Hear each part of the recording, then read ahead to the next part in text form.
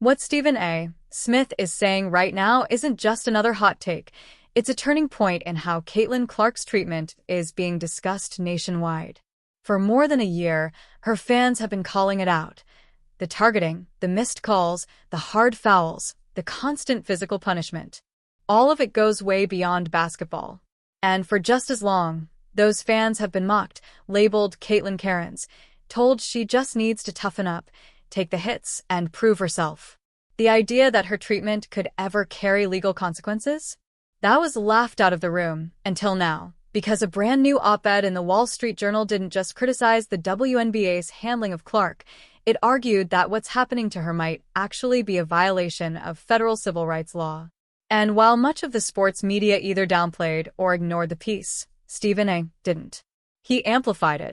He broke it down live on air and mapped out a path where this issue could escalate quickly. That's right, into a civil rights investigation of the WNBA's treatment of Caitlin Clark. Sounds wild, right? His take is bold. But if he's even halfway correct, the fallout wouldn't just be uncomfortable for the league. It could be catastrophic. So let's dig into what Stephen A. said and what could happen next if this really spirals. But first, smash that like button if you believe Caitlin Clark is being unfairly targeted, and drop a comment if you think it's just part of the game. Now, let's rewind. That cheap shot from Kennedy Carter during Clark's rookie season has become the defining image of the punishment she endures. But it wasn't just one hit. Since joining the league, Clark has been body-checked, elbowed, scratched, shoved, and somehow, the whistle disappears. This isn't random. It isn't isolated. If you've been watching, you know exactly what's happening. Some tried to brush it off as rookie hazing. She's new, she has to earn respect. But let's be honest, this isn't normal physical play. This is targeted. And it's been building for a while. Remember Diana Taurasi's infamous warning, reality is coming.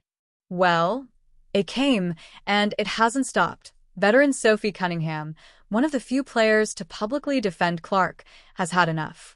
She's seen it firsthand, night after night. And when J.C. Sheldon swiped at Clark's face, Sophie snapped. She stepped in physically, pushed back, and everyone noticed. When reporters asked why, she didn't dodge the question. This isn't just one game, one hit, one incident. She called it what it is, a pattern. Here's the thing, players always circle the calendar when facing the face of the league. That's normal. You want to go hard. You want to make a statement. But with Clark, too many of these hits cross the line, and yet there are no consequences. Why? Some people say it's race. But at its core, it comes down to one word, jealousy. Caitlin Clark isn't just popular. She's by far the biggest name in the league. And instead of embracing that, too many players act like it's a threat. After she was snubbed in the Players' All-Star voting, ESPN legend Dick Vitale finally spoke up. He tweeted, "It's time for everyone in the WNBA to recognize the value Caitlin Clark has brought. Many talented players are getting the recognition they deserve because of the PR Caitlin has generated. Enough already with the pettiness." And he's right. Jealousy might be natural, but the way it's playing out is bad for business and bad for the game. Candace Parker saw it too, and she said exactly what needed to be said. If this feels familiar, it should. It's the same dynamic we saw during the Tiger Woods era. People questioned his rise, his dominance, his presence. But the best players quickly realized something. Tiger made the whole game bigger. That's exactly what Clark is doing for the WNBA. Critics may dismiss her, but the numbers don't lie. She's changing the culture. Just listen to Phil Mickelson describe Tiger's impact back then. The logic is eerily similar, just in a different sport. And this isn't the early 2000s anymore. It's the social media era. Stories spread instantly. Conversations go global in real time. Clark's treatment isn't confined to highlight shows or newspaper columns anymore. It's gone national. When someone like Jimmy Fallon cracks a joke on late-night TV about protecting Caitlin Clark and the audience cheers, you know something shifted. This isn't just fan chat. I'm so appreciative of what he's done for the game, but in that, he's done as much for me or more than anybody else. Oh, for all of us? Because we're all in this together. Okay, we all make our living in golf, whether it's members of the media, whether it's players, whether it's caddies. anybody, we all want to build up this product, and nobody built up the game more than he did.